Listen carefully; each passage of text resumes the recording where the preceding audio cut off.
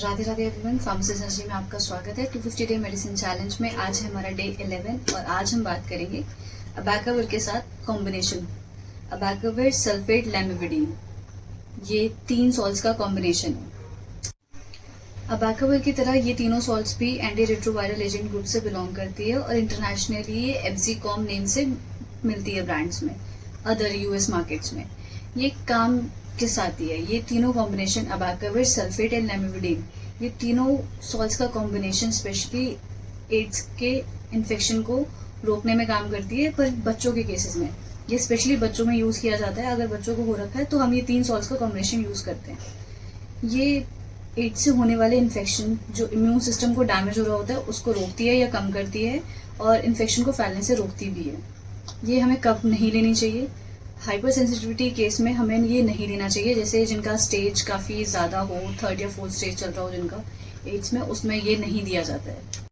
अब इसमें प्रिकॉशंस हमें क्या क्या लेने चाहिए? अगर कोई हार्ट डिजीज़ है तो भी नहीं लेना चाहिए। लिवर हिस्ट्री है आपकी, कोई लिवर से रिलेटेड कोई डिजीज़ रही है तो भी नहीं लेना चाहिए। अगर आपको इन्फेक्शन है, किसी तरीके की एलर्जी है इस मेडिसिन से, तो भी नहीं लेना चाहिए। अगर आप कोई बूढ़े बुजुर्ग हैं ज़्यादा तो भी नहीं लेना चाहिए। अगर ज़्यादा छोटे बच्चे हैं तो भी ये मेडिसिन नहीं लेनी चाहिए। अगर कोलेस्ट्रॉल की प्रॉब्लम है तो भी नहीं लेना चाहिए। पुअर इम्यूनिटी है, आपका इम्यून सिस्टम बहुत वीक है तो भी नहीं लेना चाहिए। अगर आप प्रेग्नेंट हैं तो भी नहीं लेना चाहिए। ब्रेस्ट फीडिंग कराते हैं तो भी नहीं लेना चाहिए। और कोशिश करें इसको ज़्यादा एक्सेस डोजेज फॉर्म इसका ना लें। ये HIV इन्फेक्शन के वायरस को बढ़ने से ख़त्म नहीं कर सकती, बस उसको थोड़ा स्लो डाउन करती है। तो ड्यूरिंग दिस पीरियड आप इंटरकोर्स को अवॉइड करें। ये टैबलेट फॉर्म में आती है। Once in a day daily एक टैबलेट लेनी होती है।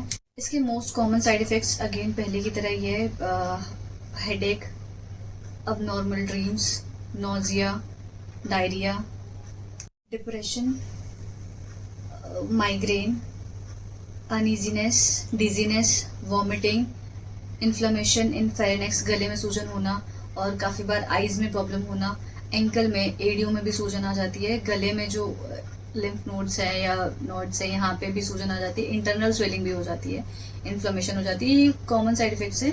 इसका डिटेल साइड इफेक्ट्स, जैसे कि इसके कुछ साइड इफेक्ट्स में whole body as a fat accumulate हो जाता है आपके किसी भी बॉडी पार्ट में, लाइक पेट में होना या हम्प की तरह पीठ पे, बैक पे हो जाना, एंड स्केलेटन बेसिस।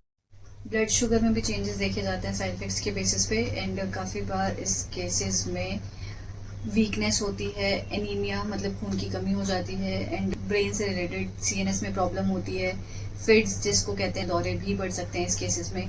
और काफ़ी बार देखा जाता है इनके रिलेटेड प्रॉब्लम होती है, सांस नहीं ली जाती है और काफ़ी बार सांस लेते हैं तो विसल जैसी आवाज़ आती है। स्किन रिलेटेड इशू होते हैं इसमें, जैसे स्किन का रेड होना, जॉनसन सिंड्रोम एक प्रॉब्लम होती है जिसमें स्किन पे रैशेज हो जाते हैं और ये एक सीरियस मेजर केस है म्यूकस और मेम्ब्रेन के बीच में, जिस वजह से हमें हॉस्पिटलाइज करना पड़ता है पेशेंट को।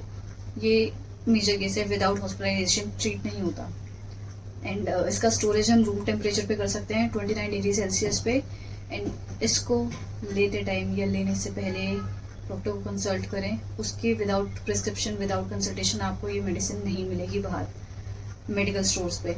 एंड काफ़ी बार ये इसके जो साइड इफ़ेक्ट्स हैं, इसके जो सिम्टम्स हैं, वो काफ़ी कॉमन हैं, तो जल्दी किसी को पता भी नहीं चलता। देन अगर आपको कोई भी प्रॉब्लम लंबे टाइम तक है बॉडी में, देन आप अपना ब्लड टेस्ट ज़रूर कराएं। And thanks for the watching this video. अगर कोई क्वेरी है देन कमेंट सेक्शन में आप मुझसे पूछ सकते हैं, मैं कोशिश करूँगी इसका रिप्लाई देने का। Thank you.